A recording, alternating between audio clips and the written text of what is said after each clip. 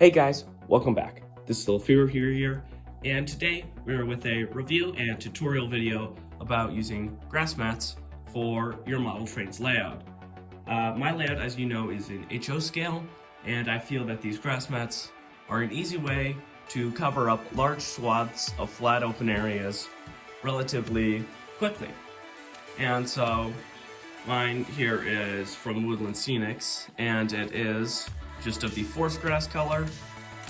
And so what I did here is I finally glued down the big grass mat I have in the back here, and then you can see cuts where there is a grass mat, second one in the front, and that's what this packaging is from.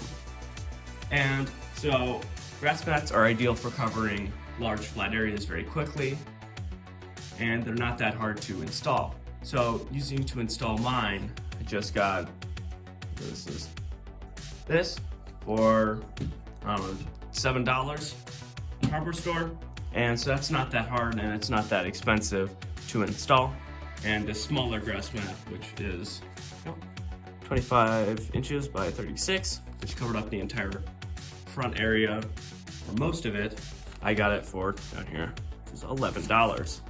So I'll go on and show you how to do the installation next. All right, now for a wider angle of the layout.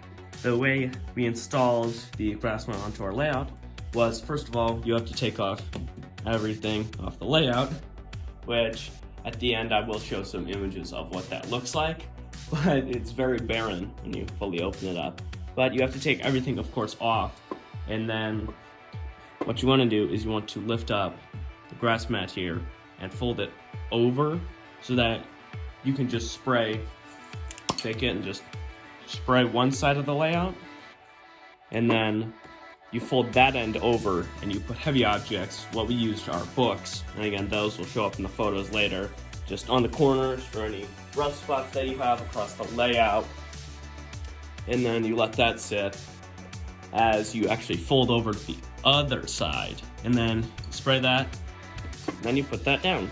So it's not terribly complicated for what we were doing. And so then, yeah, you just put the books down, flatten it out, and it turns out generally nice. I don't know if it's on the shadow or on camera, but there is the actual hump in our board here a little bit, and that actually got covered up fairly nicely, so if you see it falling a little bit, but it's not that obvious. And then that's about it for the big sheet, because this section, all the way over to this section, that's just a 4-foot section. So this big roll comes in 50 inches by 100 inches. So it does overhang a little bit on one end. So we just trimmed that off and helped fill in any gaps over on the other side of this layout. But it was just fairly simple to do that. That was the easy part. Now let's take a look at some of the little bit of the harder part. All right, now taking a closer look at some of the other parts, you can see that there are some seams from where the big mat over here meets the smaller sections here. So this section that we had to fill in here was just right about 10 inches large, because it's the big mat is 50. So then that actually overlaps because that's slightly larger than 4 feet. So then this is actually extra from the other mat that we bought, the little one. And then this is actually the 4-inch overhang that we just took, and we could lay in and fill in any of the extra open space that we had. So again, in this, you do have to be a little more careful with gluing your stuff down, and you have to make sure that you're cutting things a little more straight.